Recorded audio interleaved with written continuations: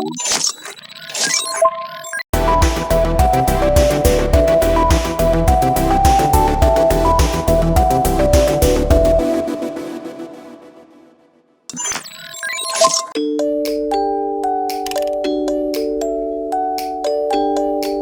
everyone.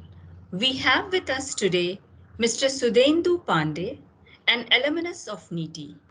Sudhendu is Technology Sales Leader at Amazon Web Services. His primary responsibility is to drive business growth and transformation through customer relationships. He is a passionate storyteller.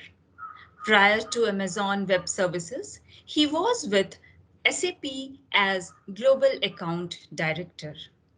Thank you for accepting our invite. Sudhendu, can you share your experience at Amazon and technology shift that is happening in business?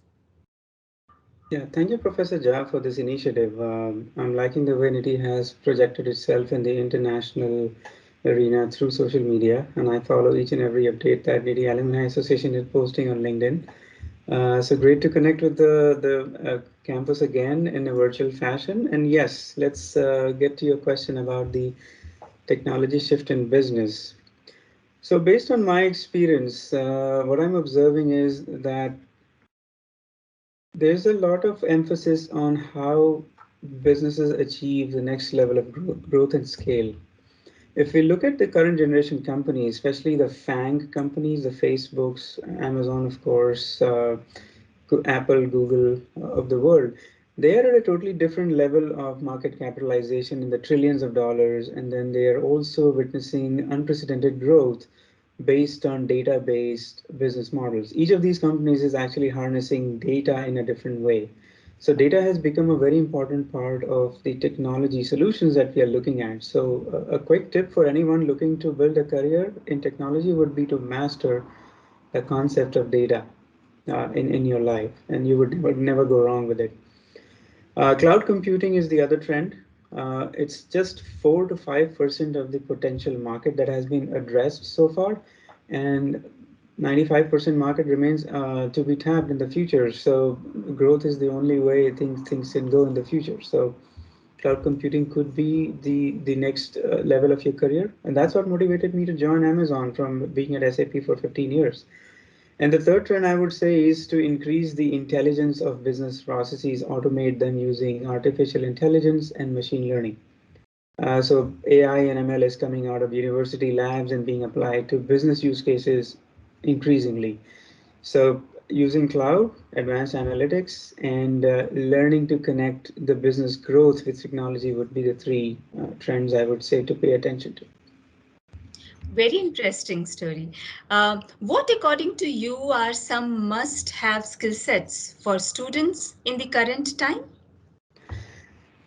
So if you look at the last 18 months or the last 2 years, what we've realized is that being able to connect with people across various communication media, especially over video, when you're not in person with the same with the person you're speaking to in the same room, it becomes a lot harder to connect with empathy. So I would say being able to connect to the person through empathy, emotion, and purpose as the most important skill that we have evolved at and will continue to evolve in the next several years. The second one is again a soft skill where I would say listening skills and the ability to ask the right questions. And believe it or not, that is a skill in short supply. Not a lot of people know how to ask the right questions and when to shut up. So if you can just listen to our customers' requirements, for example, before we start providing a solution, that would be a great way to evolve our skills. And then on the academic skills, continuing to learn throughout our lifetimes is a skill to have. And in my example, I joined Stanford University's leadership program called LEAD in 2019, which is completely online, 1 year course. You can pick and choose the topics you want to learn from. And that tremendously helped me in connecting back to the academic research, very high quality research, and applying those concepts into my roles at SAP and Amazon. Okay, so the mix of hard and soft skills are important. Right? How Niti helped you in acquiring right skill sets and in your career growth? So the most important thing I learned at Niti was to manage my time, which serves me even today. I mean, the day could be packed with meetings, with things to do at home. Being a parent of kids that are growing every day is a nice balancing act that most of us have to do, at least when you come out of campus. With classes, assignments, quizzes, case studies, competitions, prerana preparation, some sports that we were playing every day, 18 hours, 20 hours of continuous activity was the norm every day of the week, 7 days a week, 365 days a year. There was no holiday for students. As a student, you cannot have a vacation. That's my belief. Then working as a team was the next skill that I acquired, taking a challenge and converting that to an opportunity.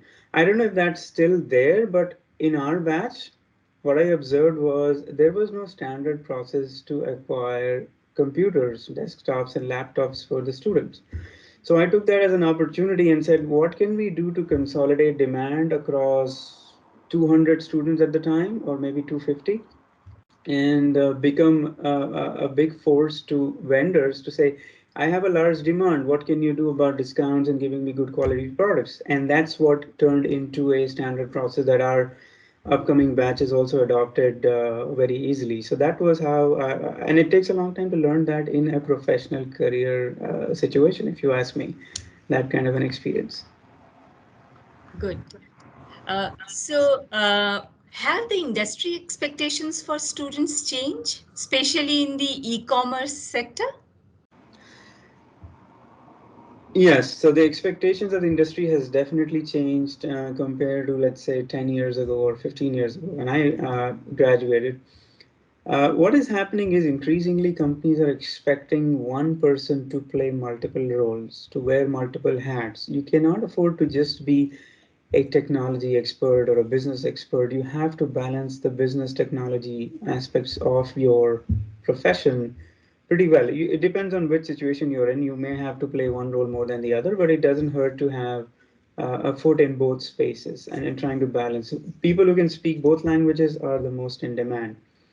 And if we look at e-commerce as the industry that Amazon is in, e-commerce was defined by Amazon as we know it. As internet was evolving, Jeff Bezos was thinking about how to leverage that as a vehicle to reach out to customers. And now 2 day shipping, 1 day shipping, and same hour deliveries are the norm at a predictable cost. E-commerce also provides unprecedented market access and scale to startups. Anybody who has the ability to list a product on a website like Flipkart or Amazon or any other online e-commerce website can access customers across the world. And COVID defined the winners and the losers of the e-commerce market globally. It's so e-commerce is here to stay, and I'm also curious to see what it brings next for us.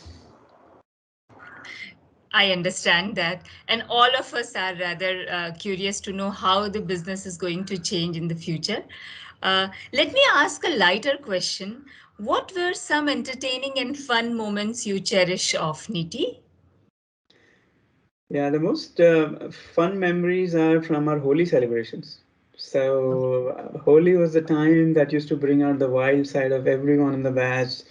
No one used to go back home. We were like, nah, these are the 2 years we got to celebrate and we got to create memories. Even today, our WhatsApp group for the batch has the Holi picture as the as the image of the group. So I don't think we'll ever remove it. So that was the best part. And then the other part was I used to have this every day. I mean, was to run up the stairs from the hostel to the academic buildings without stopping for breath multiple times in a day. So if you've never done it, give it a try. 96 stairs, no stopping, running up the stairs. That is the best exercise one can do. Thank you so much for such an interesting conversation. We will stay in touch. Right. Thank you so much for the opportunity.